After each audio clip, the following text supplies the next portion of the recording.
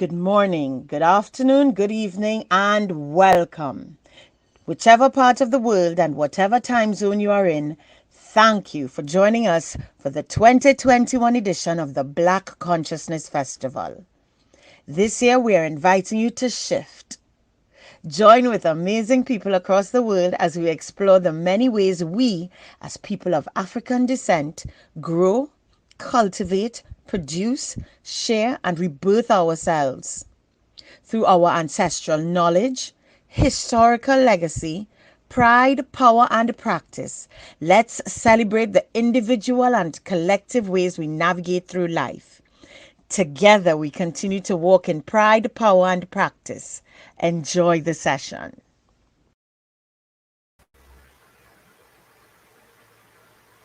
Thank you. And it's my pleasure to introduce our final conversation for this, the opening day of the festival. Leading that conversation is Mr. Sean Samad, and that conversation is entitled Shifting Language, Reframing the Narrative of Black History with Lisa Legol Belgrave from Barbados, Dash Harris Mercado of Panama, Whitney Amanda Horsham, the United States of America. Sean, have a beautiful conversation. Thank you, Erica, and welcome, ladies. Thanks for joining me on this conversation, which I know is going to be quite spirited, um, even though it's late. But I wanted to start off the conversation as it's called Shifting Language, reading a little bit from the Underground Railroad Education Center in the US. And this particular posting on their website is entitled The Vocabulary of Freedom. So I think this will kind of give us something to think about and set us off on the conversation. So it goes slave, master.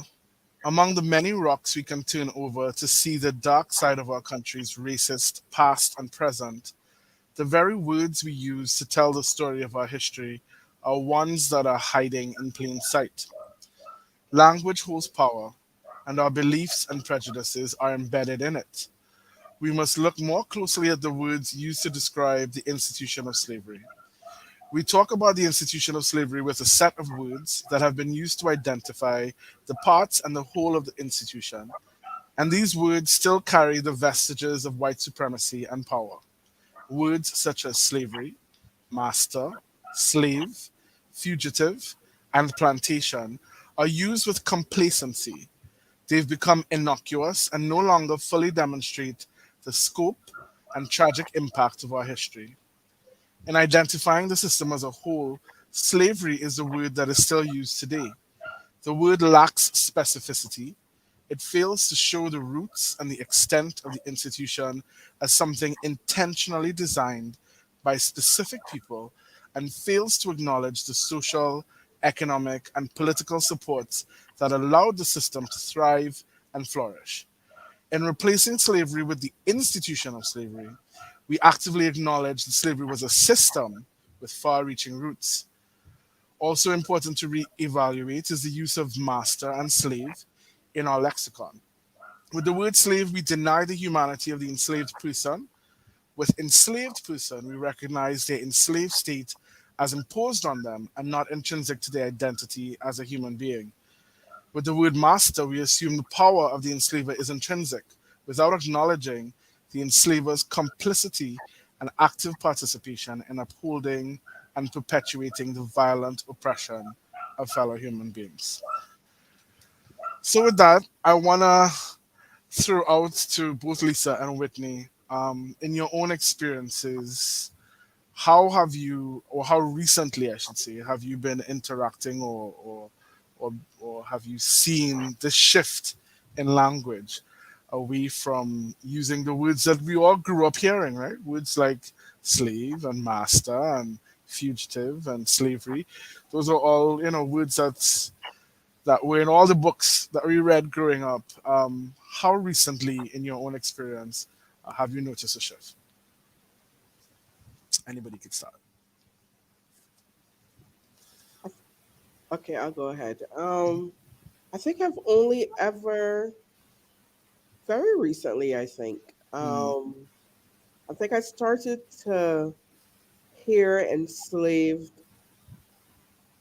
person, mm-hmm. you know, being used, I think maybe last year.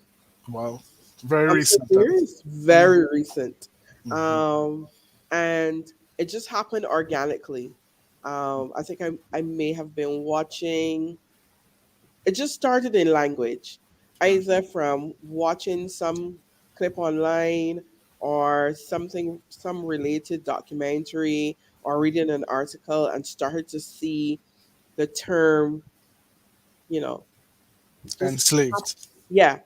And, it gave me pause, but not pause as in, what's this now, but pause in, okay, I understand where the shift is going. Mm-hmm. And I didn't necessarily need to go delve into what the change was. I just naturally understood Right. what the shift was, Mm-hmm. why it was necessary, and how much more accurate it was. Mm-hmm. Right? Um, and I've seen another change. Well, I've seen another change recently that I was like, okay, okay, this is another introduction, Mm-hmm. a Mm-hmm. new word. Yes. Um, Relating to trafficking of persons. And obviously, trafficking is something that you would see related to, sex trafficking and sex trafficking of minors, etc. But it's not a term that I've seen before being used in relation to those taken from Africa, Mm-hmm. or stolen and brought to the quote unquote new world, right? But Mm-hmm. I thought, okay, I could see, I get this. Yes. It's not a stretch, you know what I mean? Mm-hmm. And it's interesting to see the shift. I don't know if everybody is noticing. I don't know if everybody gets it, understands it, if Mm-hmm. it's a natural progression, but I Mm-hmm. welcome it. Yeah. Hmm. Yeah, I mean, it's been recent for me as well. But Whitney, in terms of your own experience, when did you first kind of notice the change from using the normal terms or the terms that were kind of traditionally used?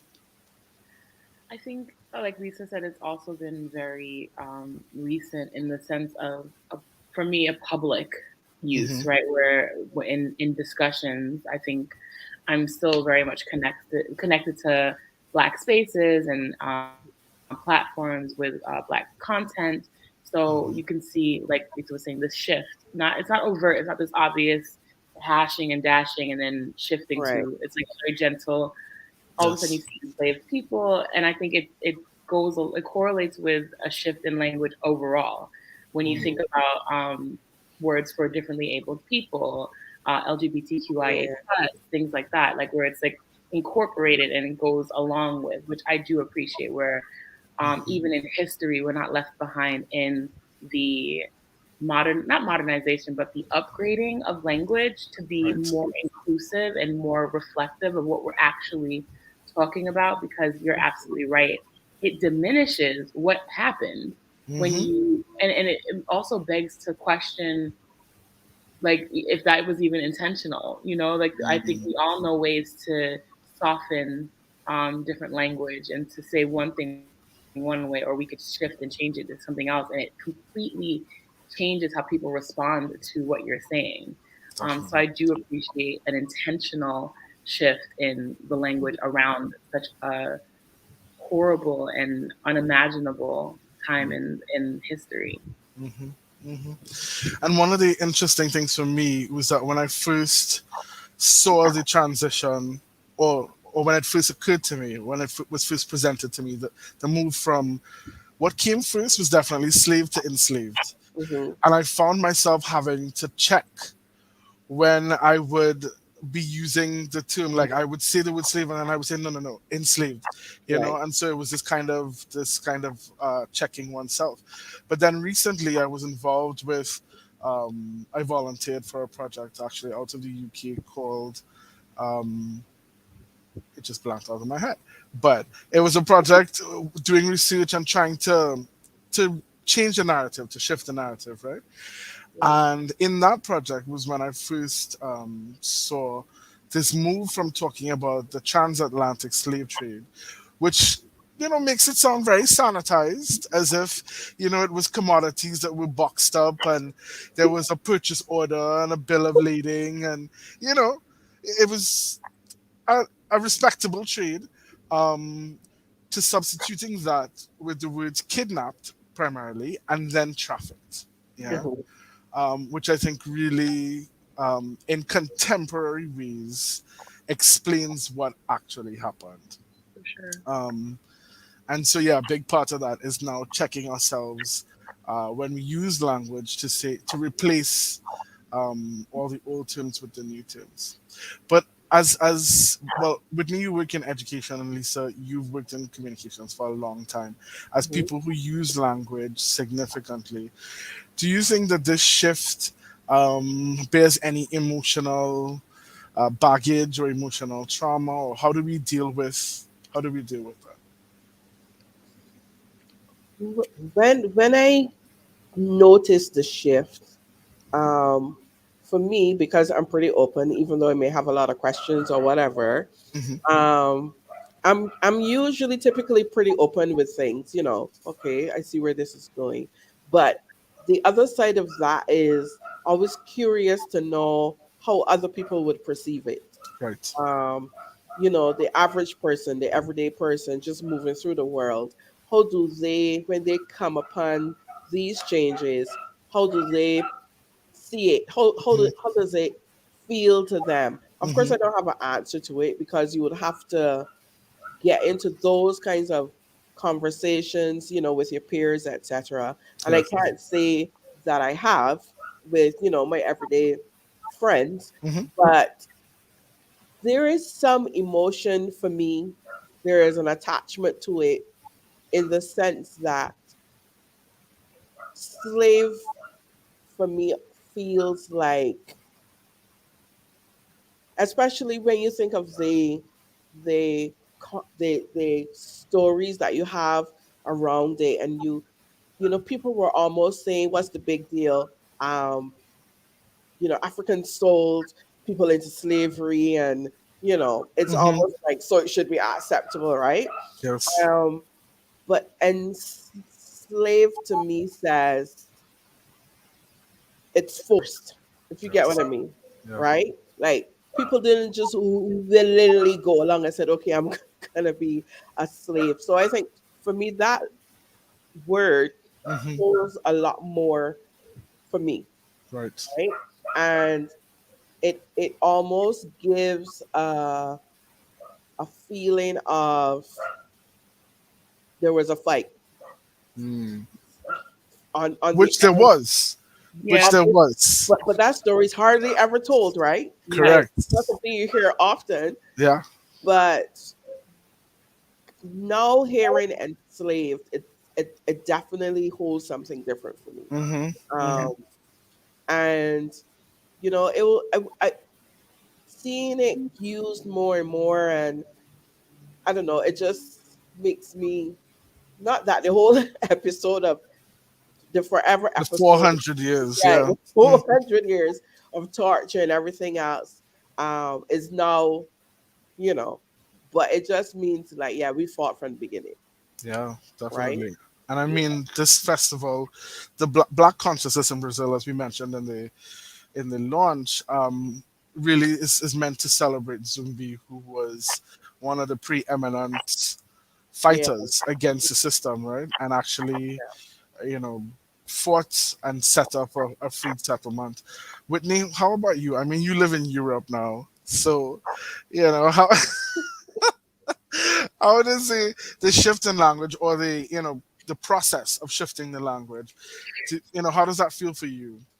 Man, I think I'm in the midst of learning the language here, Mm, for logistical reasons. of course. And part of that is just, it is a really emotional experience where these words that they have me saying mean absolutely nothing to me. They mean nothing. It's just empty. I don't know where to put the tone or the accent or the emphasis because it just is silly. I know what the Yes. word means, but it's silly.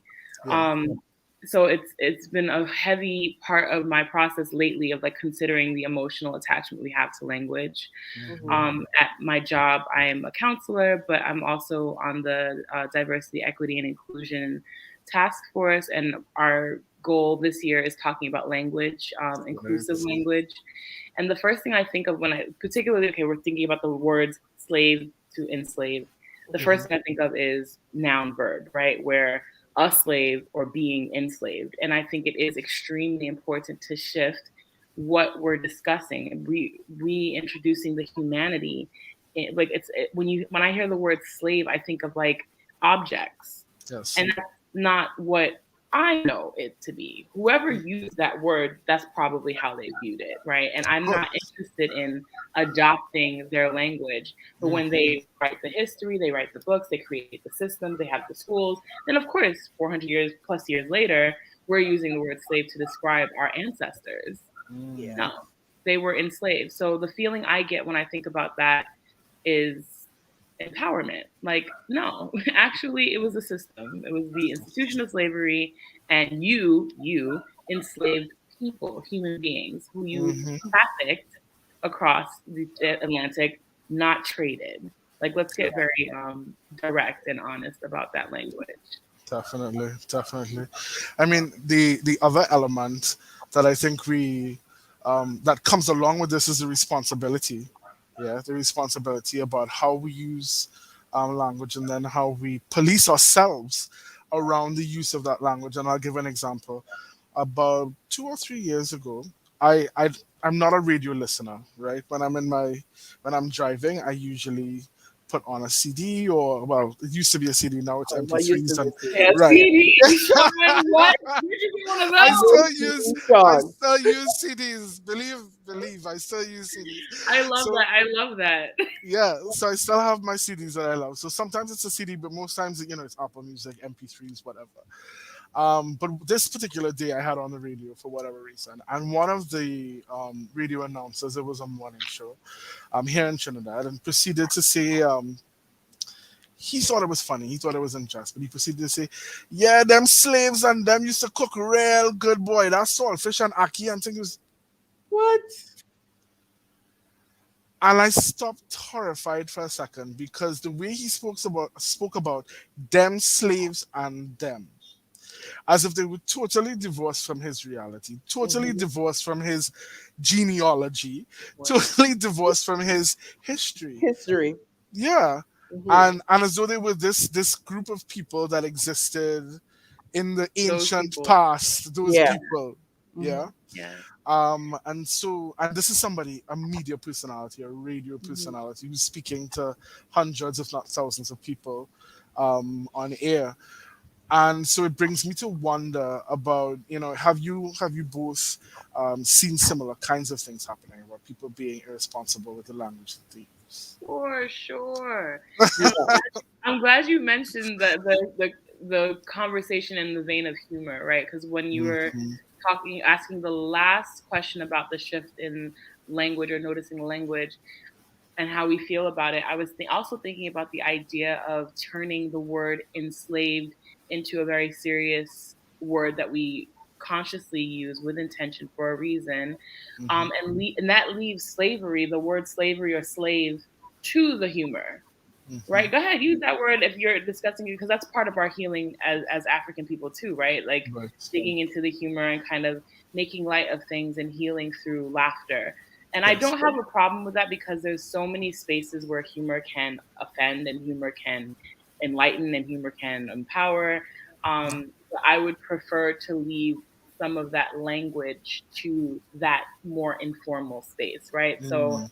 if I'm thinking of it that way, like, okay, fine, you want to joke about slaves, not my humor, but Mm. maybe Right. somebody that'll resonate with somebody else. But to move it away from like enslaved people, that takes a more serious turn for me. So that's why I'm Yeah. kind of framing it in.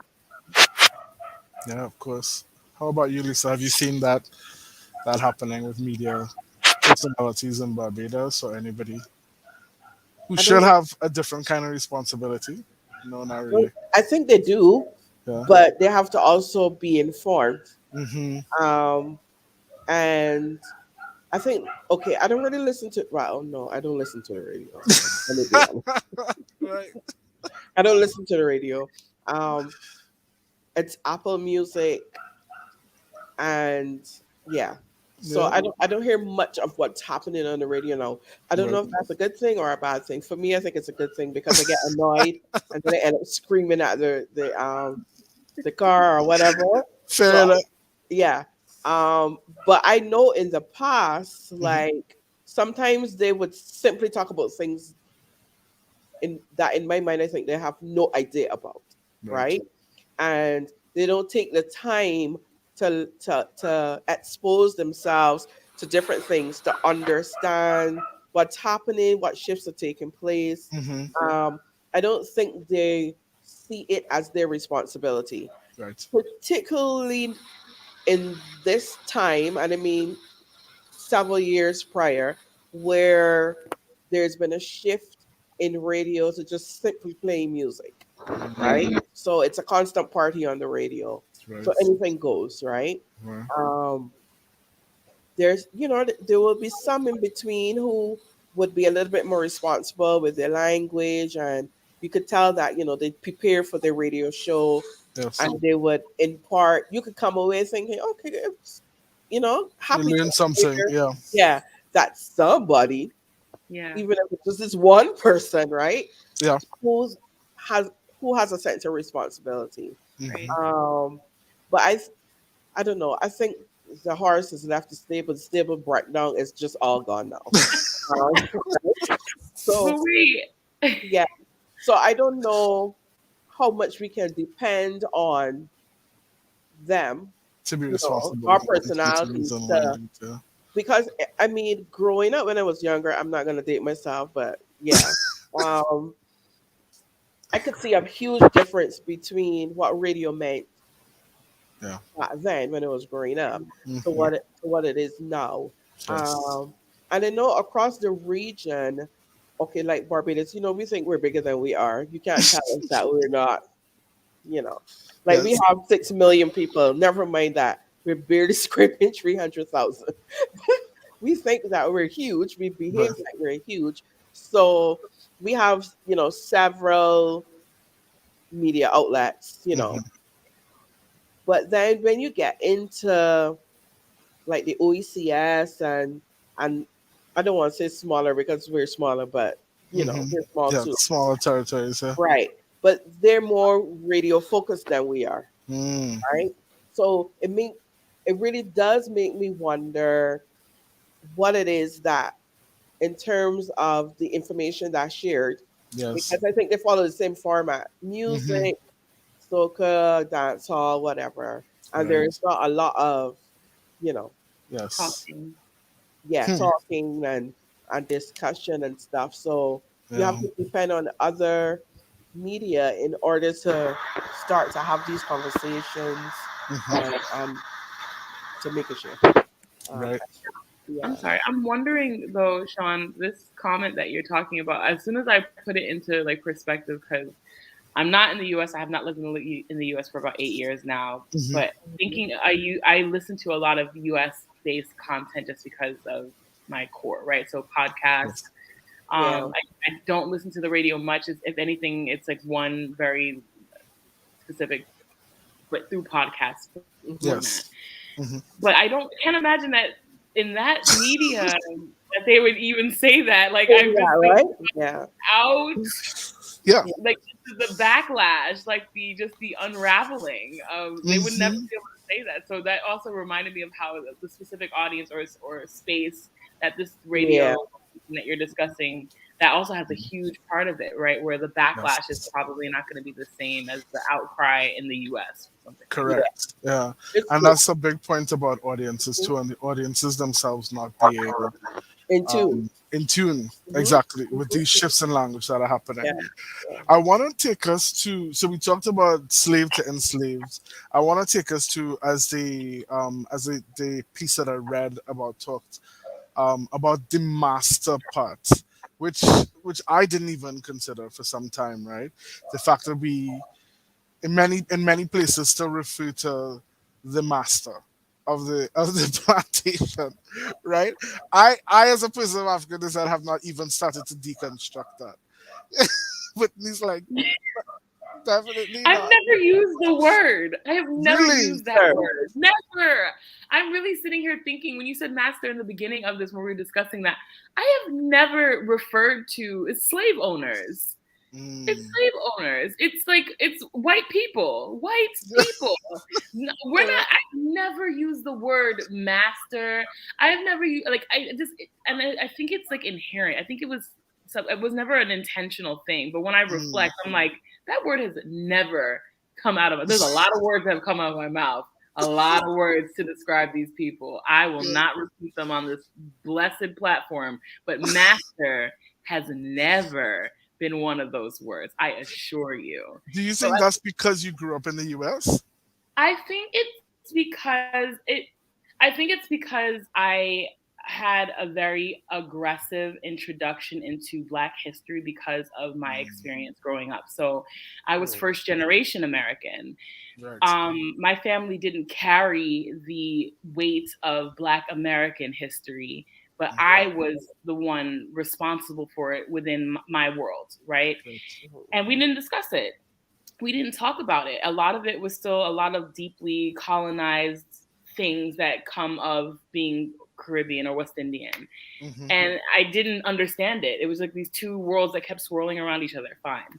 Mm. It wasn't until I went to finally in HBCU, I went to FAMU, and that's when it was like a barrage of information. I was like, holy crap.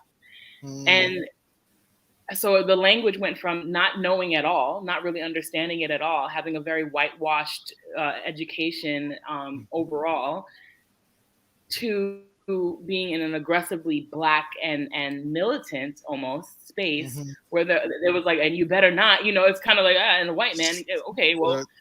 fine. So you internalize that. So I never had the opportunity or the interest in using that word, and I feel that now that we have this discussion, I can carry forth.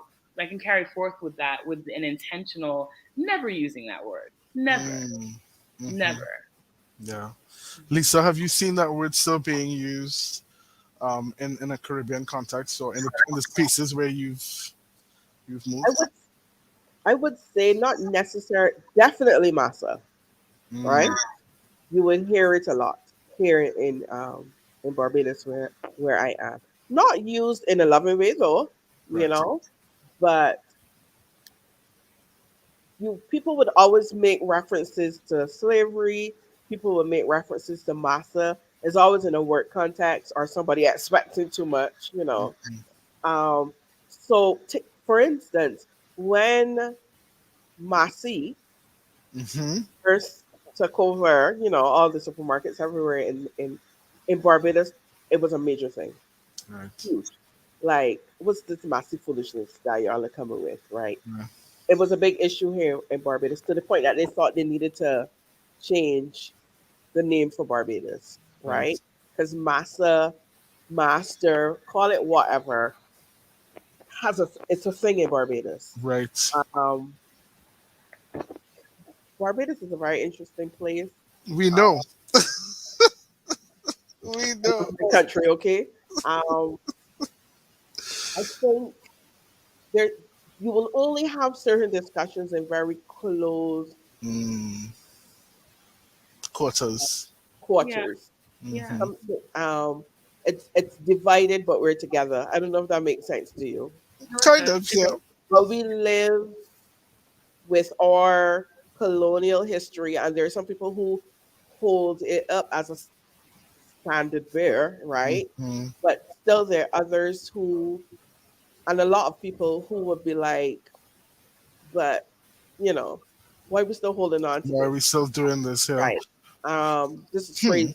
So you will see it with like when Lord Nelson finally got torn down, and there's Mm-hmm. many other instances. And we still have some rem what's the word Remnants. remnants Remnants. of Mm-hmm. that time, right? But it's a big issue for Bajans. Yeah. Yeah. So if a supervisor, a manager, whoever is asking for too much, it's like trying to be a master. Yeah, I didn't think about that though. Like that's a good point. Like the idea of when you say master, it's like Mhm. no.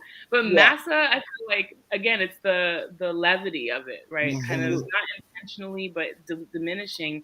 And I would say that that came more from us than it came from them, in the sense of like it's the pronunciation, it's the way I think that the enslaved people pronounced it, and then it carried through as this reference point of we know who we're talking about, like massa, you know. Yeah. Hmm. Hmm. But even that we need to be cautious because that impacts our own thinking of Of course. Yeah. what it was, right? Like, Mhm. and it diminishes it. A friend of mine, Uche, she was. I just remember this is one of the most like enraged that she was. She started typing on Twitter, and because people were comparing things to slavery, though, like she's like, nothing in this world that you have ever experienced comes close to what Correct. the institution Yeah. of slavery was. There's nothing in this world. So that's Hmm. another thing that I feel like we do need to move away from. That Lisa was mentioning that is very true. We start applying it to different like slavery. It's Mhm. like slavery. Oh my gosh, I feel like a slave like massa, and because it's dealing with work that you get paid to do, Yeah. Hmm. work that you probably applied to do, Yeah. Correct. probably studied and got an education to Yep. do. Let's Yeah. reel that back a couple steps, people. So Yeah. yeah. Yes, Yeah. it's true. It's true. Mhm. And I mean, I never, you know, the passage talks about the fact that with the word master, we assume the power of the enslaver as intrinsic, the Mm-hmm. same way the word slave assumes that condition as being intrinsic. Right. And so it's similar. It's along the same vein, right? Mm-hmm. Another word that is starting to become problematic, which I never even thought of as well, is the word fugitive, right? Wow. And they're saying that it's deeply problematic because the word fugitive reinforces the stereotype of black criminality and Right. takes autonomy away from the enslaved person without acknowledging the agency of that individual and the immorality of the legal structure that supported enslavement. Yeah. And Hmm. that's yeah, that's a whole other, a whole other side to it. Yeah. They say that additionally, it completely ignores the bravery of the enslaved individual who, in choosing to seek freedom, risked everything. And while I was in Brazil last year in 2020, I had the opportunity to watch. Now, in Brazil, telenovelas are like a national passion. Right. There are 3 or 4 telenovelas every day that run every day at different times of the day, and Mhm. they have different themes. And like there's a prime time novella that everybody talks about the next day. So you can't be in Brazil and not get into novellas. Wow. And so I was watching the primetime novella, of course, but I was also like backtracking it. And there was this one called Escrava Mai, which means slave mother, basically. Mhm. And the whole gist of the story was, it started off with this couple who were kidnapped and trafficked across the Atlantic. The woman was pregnant at the time. So by the time she got to Brazil, shortly thereafter, they ran away. They escaped, and she had the baby. And they were kind of, in somewhere in Brazil, in the wild, basically trying to live. And then they got caught again. Both of them were killed, and the father, not the father wasn't killed, but he was recaptured, and he managed to tell a little boy who was with them to take the baby and run with her. She grows up on a plantation, but the owners of the plantation adopted her. And it was amazing how, watching this novella, how in Brazil they rationalize all these things, and they present this, you know um this story, and you're watching these things that probably would never fly the United States, or would Yeah. never fly in the Caribbean, right? But in Mhm. Brazil, they seem to treat with it in a very different way. And this whole notion of a fugitive, Yeah. because it's such a huge tradition of people escaping from plantations and creating these massive settlements like Palmares, that a fugitive isn't, I don't think they use the word fugitive in Portuguese, for example, to describe Okay. an African who had escaped. Yeah. If Yeah. No, I was gonna say on Know Your Caribbean, she would always feature, Hmm. the bad gals. That's one Yes. segment that I enjoy because I'm like, I know that I know the descendant of a bad gal, right? Fiona is amazing, and you've seen the earrings that she's created, right? Yes, The cutlass because machete. I know, knowing my people without knowing my people, that there's no way we were sitting down and just thinking that stuff. Nope, nope, nope, nope, nope. Hmm. So every time she shares that stuff, I'm all into it because I could just picture it in my mind, Hmm. you know, how we would just be devising ways to just Every day, say yeah. that it's not. Simple little ways, like Yeah. yeah, every day, every day. Hmm. Absolutely. And the fact that it's not mentioned as frequently in the mainstream history already Yeah. tells me that it did happen more often, right? Like you think about Mhm. who's writing the history It and, was and how not in they any books. did. Mhm. Yeah. I can't remember. Okay, I learned about Bussa, who was he led a revolt here, and Mhm. there are others all across the Caribbean with the monuments and stuff. Yeah. But that's it. It's like they decided to pick one, Yeah. right? They're like, well, we gotta highlight one of these, Yeah, right? let 'em just give them one each. Yeah.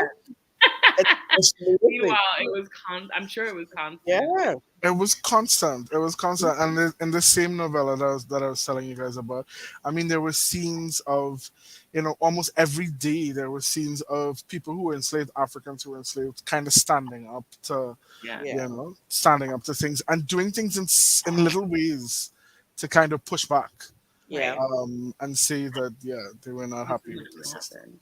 Yeah. But I for could me, I just see don't think that myself. fugitive. Sorry, I don't think that Well, fugitive. When I hear the word fugitive, I don't go to um, the institution of slavery at all. Like I go to, Mm, well, I guess I do technically because I go to like the U.S. Criminal justice system. So right, right. right. the idea of how that one is different, but also how it can carry over, right? Where Yeah, Yes. it's the Mhm. reminder what it did for me when you asked that question, Sean, was it reconnected like, oh, fugitive. There wasn't a point of origin for that word, and it did not start with, the prison industrial complex like at Yes. all. right. Yeah, It Exactly. started prior to that, and they continue to use that word, and it still holds part of that meaning for a Mm, number of reasons. So I think that is something important to reflect on and be more cognizant of. hmm definitely. Definitely. I don't think it's something you hear often in these parts. I don't know. Is it, Mm. Sean? Do we talk about fugitives? Not really.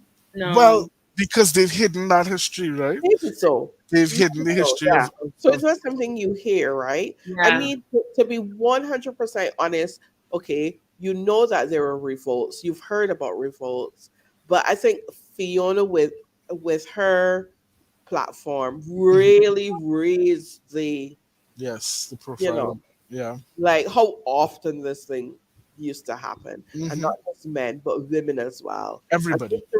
to read some of the stories and just to learn some of the things they did, how smart they were. Hmm. You know what I mean? It's like pure rock stars. I'm sorry. It's interesting as you say smart. Whitney, have you ever been to the Whitney plantation? Whitney? no, I haven't. And that is on. I've heard, of course, heard of it. I have not visited any. Well, I shouldn't say that. I haven't gone to a plantation with the explicit intent to like Mm, see that aspect of it. I've been to like the slave castles in Ghana, things of that nature, but I've never visited on purpose plantations in America. And there's probably a reason for that, but I can't. triggering. Right, I can't verbalize it because I can't say it was Yeah, intentional. Like I made a stand. It's not necessarily that, but it's all part. It's a probably the same subconscious. reason why I've never been to South Africa either. Right, where I've traveled Mm, extensively, I've traveled around it and next to it, Mhm. and but never gone yes. to it. So no, I haven't been to the Whitney Yeah. plantation. Because the reason I raised the Whitney plantation is because of something Lisa just said about them, about Africans who were enslaved just being rock stars and smart, right? Mhm. One of the things when I visited the Whitney that had never occurred to me before, and of course this connects to language as well, and how some of these realities that we have not been exposed to shapes language. The tour guide and the tour guides at the Whitney Plantation, apparently, which is in Louisiana for people who don't know, the tour guides are usually descendants of the people who were enslaved on that plantation Oh and who wow. live in the area. Yeah. So the guy who was the tour guide of the group that I was a part of, um, somewhere along the tour when we got close to, there's a kitchen that was outside of the great house, and so we were around the kitchen, and as we were approaching the great house, he said to us that, people think, or the way history is written, it's told as though these people, Africans, were just plucked from the continent and brought here to the Americas, tabula rasa, and they had to be taught everything. And he Mhm. said it's quite the contrary. It's that, through the early voyages of the Portuguese and other Europeans, they had gathered intelligence about specific ethnic groups that specialized in specific things. And so when it came time to kidnap and traffic, they targeted particular ethnic groups on the continent based on the needs that they had. So he was saying, for example, Europeans don't know anything about building architecture in the tropics. They don't know anything about that. But it Right. would have been people that they enslaved from the continent who would have guided and advised them and said, okay, if you're building a house and you want the house to be cool, if you build a house facing the river, the breeze that comes off the river is going to be cool. If you're building a house in the tropics and you want the house to be cool all throughout the year, there has to be corridors that the breeze could pass straight through the house. All of these little things that we Right. take for granted, even the stuff with agriculture, with the growing of sugar and coffee and all these things, they came from temperate climates. What would they have known about growing tropical products? Right. Yeah. And Yeah, that's something that we don't discuss at all. Like when you learn the history, you learn about these blank slates that come hmm in and they were just so dumb and so incapable. But that is so far from the truth. Like it's so far from the truth. Oh my goodness. exactly. We So don't that think about that. these exactly so that these people who were kidnapped and trafficked really were bringing tons of expertise that built Yeah. these civilizations that we live in. Wow. And I mean, if we thought about that, and if that kind of language was used to describe the Africans that were trafficked to the Americas, then Yeah, then that would change our whole perspective of these places that we exactly. live in. Yeah. Yeah. I'm thinking about like the idea of saying, okay, if somebody tells me about slaves and they were, oh, this is how they were treated and this is where they live, as opposed to somebody saying an enslaved architect or an enslaved doctor, like that elicits a Yeah. completely different response for me. Like an enslaved hmm Yeah. engineer, like what? You did what? hmm hmm Oh Yeah. man. It also changes the whole perspective on the injustice that happened during this time, right? Because if we think, as you rightfully said, that these were doctors and priests and lawyers and farmers who came with skills and with a history that were then treated the way they were treated, then the injustice seems even more magnified. Right. What does that do to your mental health? That's a good question. What does that do to your mental health, Lisa?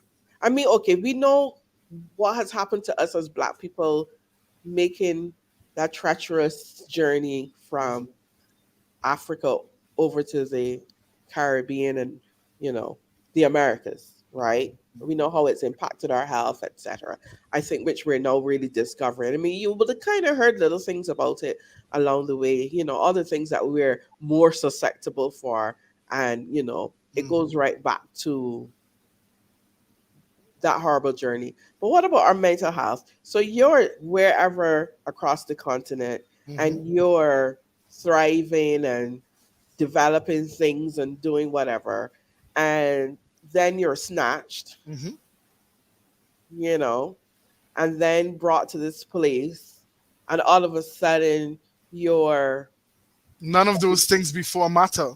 right. All Yeah. those things are out the window. And hmm all of a sudden, you're cutting cane and doing whatever, stuff that it's like, Yeah. you know, Yeah. how does that not affect you mentally? Of course, it affected them Apart from mentally. the fact that you're not no longer home and you're in this new place. Oh right? God. Which, Think about when you move internationally, the adjustment that oh, happens. You did that on your own accord. Like I can't even yes, imagine the trauma and the yeah, horror and the destruction of yeah, family and having children mhm, pulled from your arms. Like the entire experience, and to think that was left in history, that belongs in a time that doesn't impact who we are now is just like a massive disservice to our yeah, experience and our existence on this planet. Like, I Mhm. don't think that we spend enough time really considering who we are and why we are where we are right you now. are, Like, yeah, there's not even Precisely. enough time spent really thinking about that. Yeah, hmm yeah. And then there's the other side of that story, and I read recently someone on the continent talking about the fact that it's very important to do what you're saying, Whitney, for us to spend more time talking about what actually happened and how it happened and the impact of that even up till 2021. Right.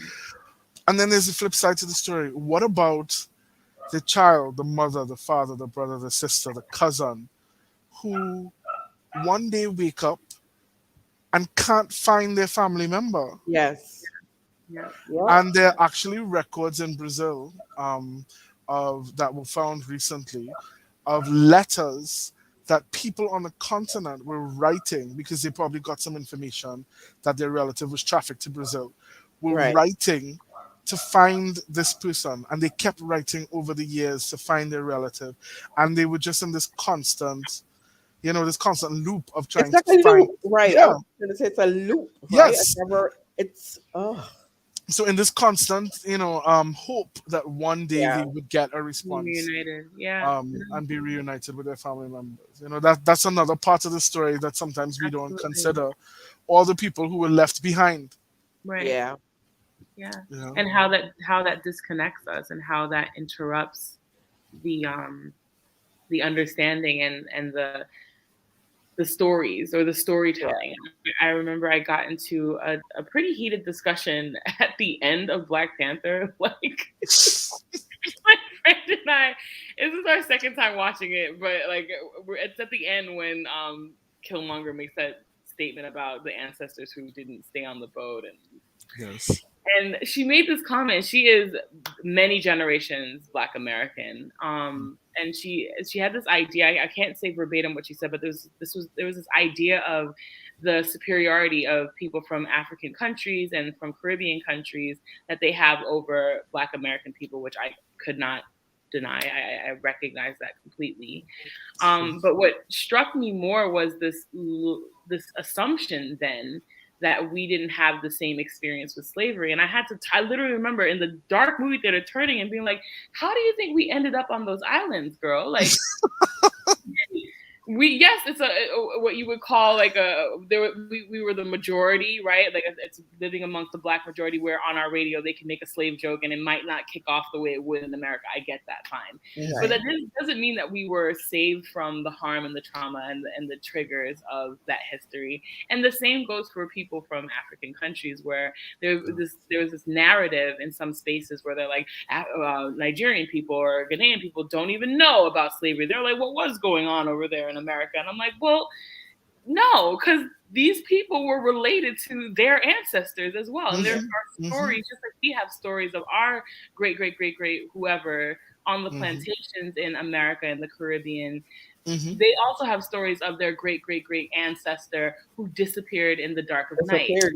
Yep, Yes. And we're all Exactly. connected. But if we're so busy trying to find what makes us different, what makes us different. better, Yeah, we're not gonna Yeah. have we're not gonna realize that exactly what you said, the loop that Sean Yes. mentioned, that we're literally talking about the same exact thing. The people thing. that made it to America, or were brought to America, brought to South America, brought to the Caribbean, are literally the same people that you on in these African countries are discussing as well. It's the same Mhm. people.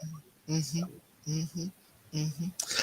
And I mean, one of the other interesting things is about how we use language to talk about some of the age old, what we might term to be problems or issues in our own communities, right? Mhm. Mhm. So like I read the other day, a research paper that was done talking about what was the impact of this trafficking on the continent. And one of the interesting things, which I think even occurs in the Americas, was that because it was such a massive economic system that kind of shook most of the spaces in West Africa to the point where people were actually willing to like sell out or put other people into becoming enslaved. That Mhm. what it did was created this huge trust issue, culturally speaking, where people then didn't trust others as much as they did before, and some of the language around how we talk about, like they say Trinidadians are tricky Dadians, right? Not to be trusted. But Lisa is laughing. Lisa, why are you laughing? But That's because you know that's what they say, right? correct. But those trust issues that we have with each other, I mean, and you see it in the Caribbean, right? Yeah. Where as CARICOM, we still cannot get it together No. as English speaking countries to trust each other. Imagine Liat, which is the only airline that really flies to most of the islands in the Are English used to Caribbean, or used to, yes, post pre-pandemic. Pre-COVID. pre-pandemic. Mhm. Used to say when asked why were their fees so high to fly Mhm. between islands in such a short proximity, that it was because each country wanted Yeah. to They charge a want their piece tax of and their a fee. pie. Yeah, and we couldn't come together and trust each other to have one tariff that would be Yeah. split equally. And we continue to see, some of these things still plaguing our realities and Yeah. still, affecting how we live in spaces that are predominantly black, like the Caribbean. Yes. Yeah. Much more for in the US and in Brazil, for example, where you have incredible diversity and different geographies and that kind of stuff. And so, beyond words like slave and enslaved, master and slave owner, fugitive and freedom fighter, there's a lot more range of how language needs to shift around talking about ourselves and our history. Yeah. Absolutely.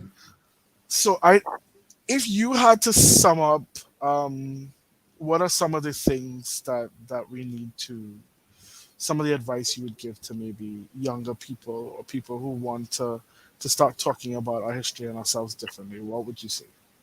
Mm. Let me ask Lisa first. Why me first, Okay, man? let me ask Whitney. You Let go, me Whitney. think. Whitney looks like she has it on the tip of her tongue. Yeah, I'm like, because first of all, I don't think we have to tell the younger people anything. I think they are the Right. ones leading a lot of these conversations and Mm, pushing back on some of the things that have become so rooted in our day-to-day lives. Like I've only worked with young people for the past, I don't want to count, probably 13 years now. Like, and the things that they think of and that they come up with, it's mhm. less about what we tell them, it's more about what we empower them to do. They know Right. what to do, they know what to say. It's when we change it, when we, inflict our experience upon them, that they start to doubt and question and shift their own thinking to align with what they Mhm. believe is the norm. So Yes. I would tell them to follow your intuition and follow what you feel is right. And then speaking to older generations to back off, Right. allow this to happen. Don't sit so deeply rooted in what you think you know to be true, because it's Yes. not. Allowing the shift to even happen, that would be the only thing I would say. Like, allow it to happen, what you feel, what you know, and trust your intuition, because Mhm. it's happening. I have Yeah. children who like identify with different as different genders, and their classmates are the first one to will go right along with the pronoun that they want, the new name that they want, with ease. It's us that are stumbling. Okay, Yeah. okay. So we let the youth do what they do best, which is shift and change and evolve and grow, because that's literally what they're doing biologically, and it carries Yes. through their entire existence. It's us that needs to take a step Hmm. back and allow them to do what they need to do with some support, guidance, and empowerment. That's all. Great. Thank you. And you, Lisa? Well, I tend to agree. Um,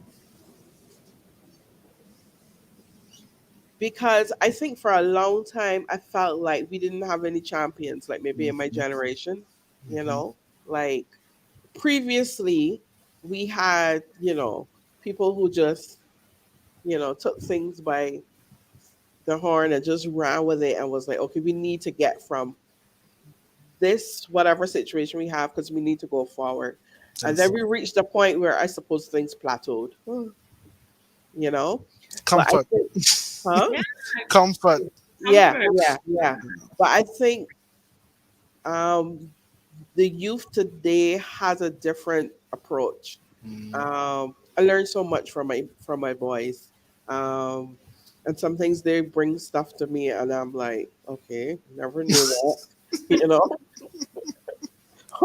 Or if they bring stuff, and I'm like, what are you talking about? And they'll be like, mommy, you need to get with it, right? I'm very open, Yes. so it's never oh, I don't want to hear that nonsense, or whatever. It's always I'm willing to hear, willing to learn. Tell me more. Hmm. How do you get it done?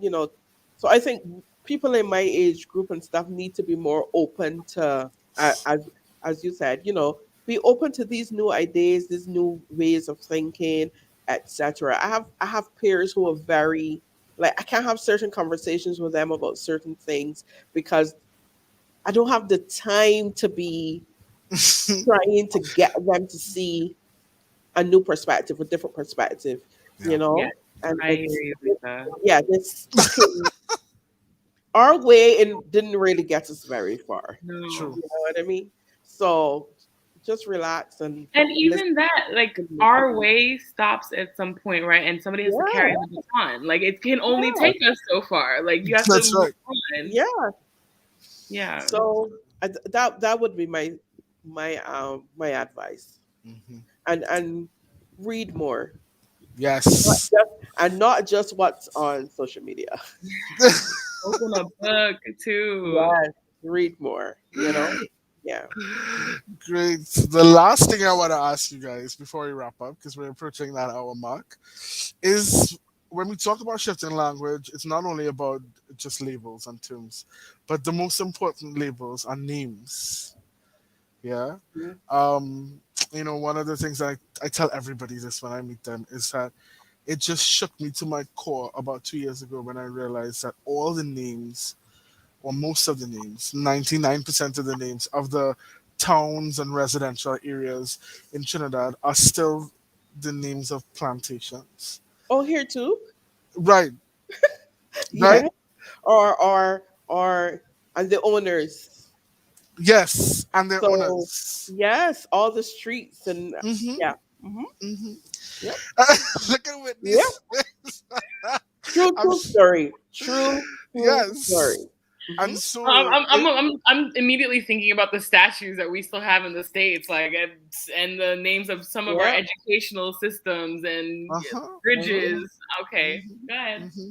So that, part of that of shifting language as well, and of especially in species that are predominantly of African descent, like Like Barbados, Barbados. right? Is how do we approach that, and how do we deal with that? Which I know is very complicated That because should there are be going to be people going to push back and say, "Well, you're trying why to you want to erase change history. history," and yeah, and all of that jazz, right? Uh-huh. Yeah. Um, but I that is didn't even also know. I mean, yeah. it took several years to get rid of Lord Nelson, and he had nothing to do with us. And they didn't, and you all really didn't get rid of him, Lisa. You all put him to bed. I You don't all know what took they did him with him, down nicely and put him in a nice case. but that's how we do things. I'm sorry. When you say get rid of, I'm thinking jackhammer, knock Uh-uh, Yeah. down. uh-uh. That's No, not how Barbadians operate. We're not mashing up nothing. Whitney, they literally got a crane Yes, and they took him it down was a whole nicely. production. They put him in a Definitely. box. Yeah, Yeah, that's how Barbadians operate generally. in Which is Bristol, why, they which pushed is down that why, statue of Coastal and fling him in the river. no, no, no. Which is why they're hardly protesting anything. Like what? You will never see Barbadians out in the street mashing up anything. Yeah. That's not how we roll. It's like, are you mashing up my ticket? I need it tomorrow. So serious. Oh So Lord. Man. that's not how we. It will take a whole production, Sean. We'll Yeah. have to lobby and lobby and lobby and lobby, and then I could see it go into Parliament and then make it official changes. People are not just gonna tear down stuff and put up other things. That's just not us. So you could imagine the process of if we wanted to start to rename things and Yeah, make the names more indigenous. But I think it's such an important it would be lovely. process. It's such an Listen, important process. listen, it's so terrible, right? Our Hmm. history our history starts from when the Portuguese came Right. and then the British, right? Hmm. Like we would joke here, like we never had the way our history is written. There were never an Amerindian on this country. Never. A First Nation person never landed here. Right. Like it's just wiped away from our history books, right? Yeah. Yeah. It's just amazing, amazing. I still don't understand why our capital has to be Port of Spain. Like Spain ain't got nothing to do with us no more. Spain never had nothing to do with us. Why is it Port of I don't Spain? know where Spain. We Port don't down. we don't think about it that way when you say Port. Like even when Sean, when you just said Port of Spain, I was like, huh, yeah, because we don't even Yeah, say it like that. It's Port of Spain. Like it's just like it's just one It's word. one It's word. one word. Port of Spain. Yeah, yeah, yeah, it's Port of Spain. Like you don't even think Yeah, about it. What I consider like the words that pop into the thoughts that came into my mind when I was listening to Lisa speak about how they like to handle things in Barbados. I think it should be validated and honored, right? Like yeah. everybody has their own method and process of doing things, and we have to be very careful of um, wagging our fingers at the way that people manage their motion forward. Fine, Hmm. but it yeah, also reminded me of like this systemic aspect of white supremacy, where a lot Hmm. of our people across the globe, across the diaspora, might be very hesitant to step so far back from whiteness, right? Where it right. suddenly loses its value, or what are you going to call that? Like, I think about how our people, Black people, respond to certain types of names, right? So, Hmm. my mother named me Whitney Amanda. There's no, there's no like nothing you can read into that on a piece of paper or on an application, and then I show up Yes. and you see who I am. Fine. Right. Oh, When we haven't. think about Sorry. Keisha, mhm. Mhm. No, I was saying I read something recently. Now you mentioned about your name and showing up, where I can't remember what it was, but the person was in HR in Mhm. I don't know if and they actually admitted Yes, where they would look at the names yes, and say, okay, this is a white name, yes, so I yes, could not believe, and this yes, is something, Sean, that I remember us talking about when we were at Hmm. peace, yes. Yes. where right and I Harry, amazing. I mean, yes. I thought it was pretty ballsy of the Right, to even president admit it. to just Yes, admit it. I mean, we yes. always do. I think, Hmm. like, Absolutely. But I yeah, think that we do it to each other too. Like so when I think about the idea of renaming our spaces when I think about reclaiming our spaces, Hmm. yeah. um, and naming it something, I can already hear Trinidadians making fun of Oh, the of more course we make it fun. indigenous Of words. course, Like, yeah, I can already hear it, or or Hmm. the way they speak about like the LaQuishas and the Keishas and the you know what I and the mean? Like Shaniquas, right, like not realizing that it comes from somewhere. Those are your roots. yeah, Yes. yeah, That's my Yes. thing. We have to address how we frame our actual culture and yeah, move Yes. away from the colonization of it. Hmm. Right? and how we see That's ourselves, our true self. exactly I think, yeah. exactly Yep. Yep. But in order to do that, I think we need to recognize our true selves. right. Exactly. Most Which some of important. us really we're really in about it. You know what I mean?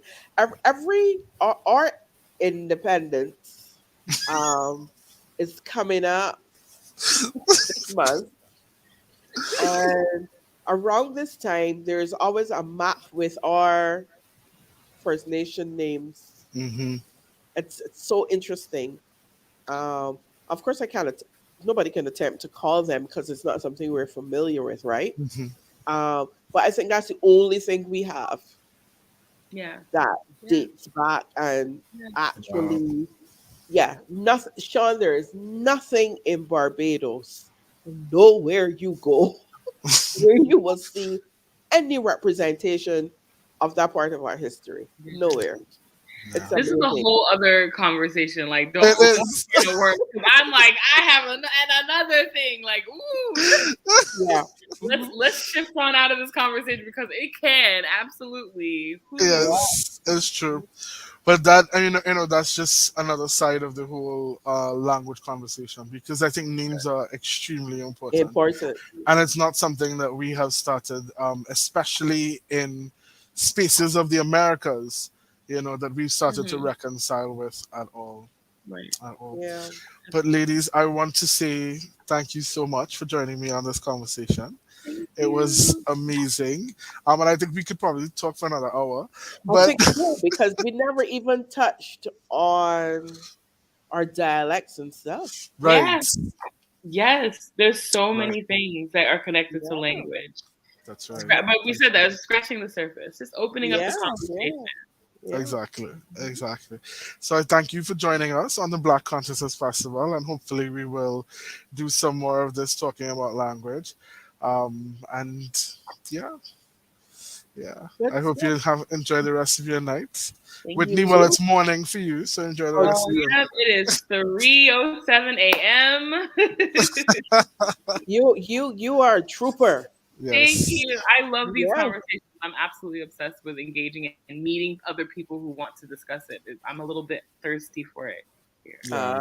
Yeah, Uh, yeah. I can imagine. yeah, we don't. We need to do, as people of African descent. We need to have these conversations more often. So Yeah. Definitely. Mhm. great. Okay. Thanks, folks. Bye. Good night. Thank you for joining us for this conversation at the Black Consciousness Festival. All of our sessions are available on our website, theblackconsciousnessfestival.com, and on our Facebook page and YouTube channel. All of our conversations are intense, fun, enriching, and may also be challenging as we explore different facets of our history as people of African descent. Remember, you can find more on the festival on our website, theblackconsciousnessfestival.com. Have a good night, good evening, good afternoon, and a good morning, wherever you are joining us from.